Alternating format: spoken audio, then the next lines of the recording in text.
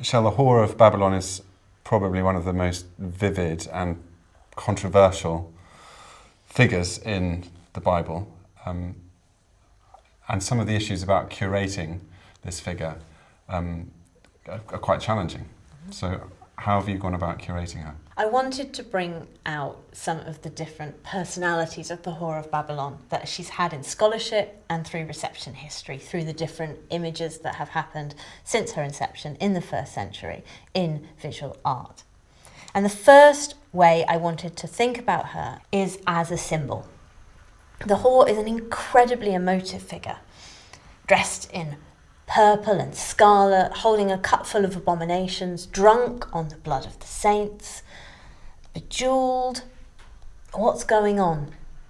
Well, in verse 18 of chapter 17 of the book of Revelation, we're told, the woman that you've seen is a great city. And this line, in a sense, defuses this emotive image. The woman is taken away, and we realise that she is a symbol of a city. And so the first object that I chose to work with is Robert Roberg's 1992 didactic painting. Roberg worked as a street evangelist. He wanted to draw people into the story that he had to tell, and at that point it was about end times and judgment. But his paintings are alive with explanations. He doesn't just give you cryptic imagery, he writes solutions in.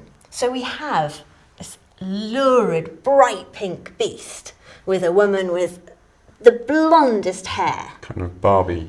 Exactly, Barbie rides the beast. But we are told that the woman is a city. We are told that the horns of the beast represent kings. We are told that the waters on which they are upon are many nations.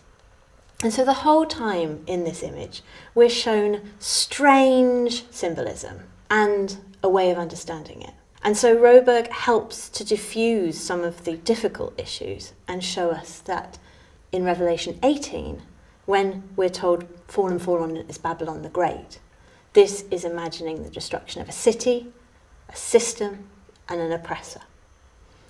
And that's really what I wanted to do in my second object, was take us to the heart of the historical issue that this text is wrestling with. And it's one of dominance.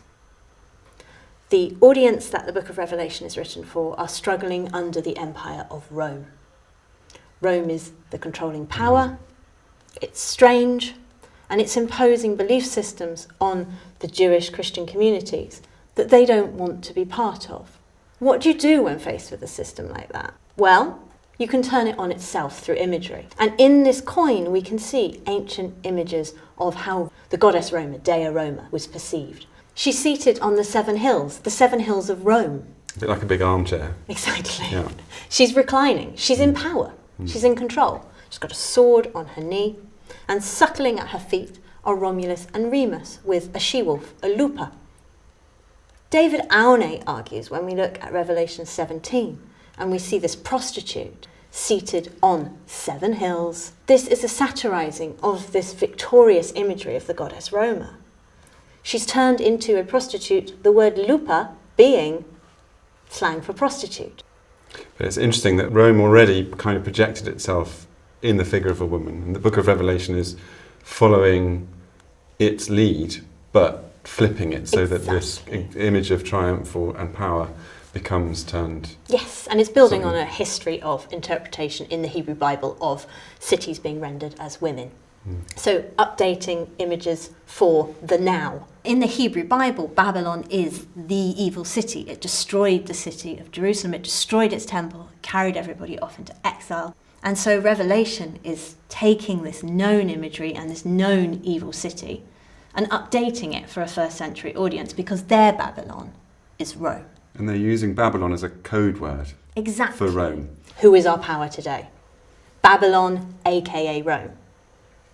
But there's a problem with all of this, which is there's a body at the centre of all this, and it's a woman's body. And not only is it a woman's body, it's a prostitute.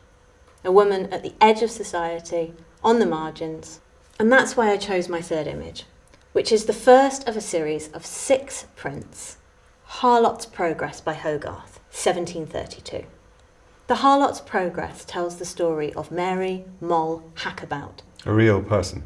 It's a fictional character, but she's inserted into a real-world narrative. In this first image that we're seeing here, she is fresh off the cart from York, and she's greeted by a prostitute who's based on a real-life character who in 1730s died in a pillory. She was called Elizabeth Mother Needham. She ran a brothel, and whilst being punished in the pillory, an angry mob actually murdered her. And we see in the right a man in the background who is staring, quite provoked by this image of this fresh woman. She's not leading him into temptation. He's already well down the path. And he was a notorious rapist, Colonel Charteris. So these two figures show the reality of the world of the prostitute. And this is why I wanted to bring this image into dialogue with the Whore of Babylon. And the reality of the city. Again, the city is embodied in people. In this case, the evils of the city embodied not in the harlot to be, but in the brothel keeper, and even more perhaps in this figure of Colonel Charteris. Exactly. And the money making. In the end, Hogarth made his fortune from this print series. This was the thing that really set him up. But behind this image is a real woman. And as a feminist scholar, this is what I want to bring to the fore. The Whore of Babylon is not just a symbol, it's a woman. Prostitutes are women. They are real people who are on the margins of society, ignored by everybody, exploited and vilified. But in reality, they're caught up in a system, and they are at the bottom of that system. And so when people are choosing their imagery and choosing what to call their enemies, or what symbols to use to describe the worldview they want to unveil, what happens when you choose a prostitute? Well, the legacy is still here 2,000 years on. We see the Whore of Babylon still as a problematic image. We see people vilifying prostitutes. This is a matter that's still live, and we still need to be reminded of that, and to sometimes diffuse the imagery of the Book of Revelation, but also to remember what happens when we are trying to address these issues.